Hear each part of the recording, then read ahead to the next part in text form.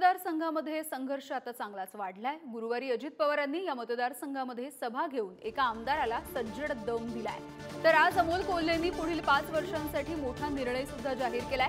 राजकारण हा part time व्यवसाय नसून फुल टाइम सेवा करण्याचं क्षेत्र असल्याचं अमोल कोल्हेंनी म्हटलंय। माझ्या शिरूर लोकसभा मतदारसंघामधले प्रश्न सोडवायचे असतील तर मला पूर्ण वेळ इथे काम करावं लागणार आहे असं त्यांनी म्हटलंय।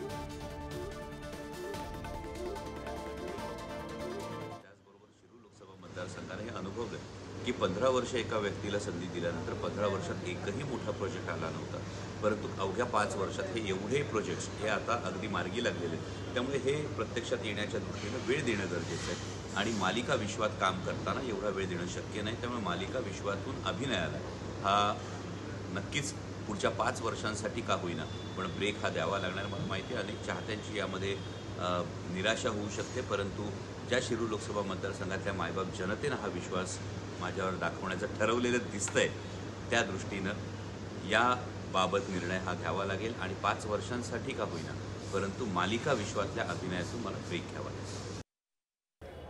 गेल्या 5 वर्षापूर्वी सुद्धा हीच गोष्ट ठामपणे ठासून म्हणाले होते की मी निवडून आल्यावर मालिका क्षेत्रातून संन्यास घेईल आणि लोकांच्यासाठी सदैव उपलब्ध राहील। मी आपल्याला दाखवा 2019 बघा तुम्ही दाखवा, बाईटमध्येच दाखवा।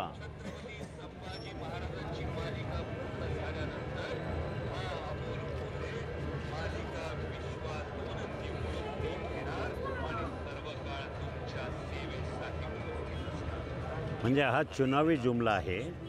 तसे काहीतरी लोकांमध्ये सांगायचं, आता ते काय त्यांचं राजकारण याच्या पाठीमागचं असेल, गेल्या 5 वर्षापूर्वी केलं आहे आताही करतायत, जनतेला माहिती आहे का काय।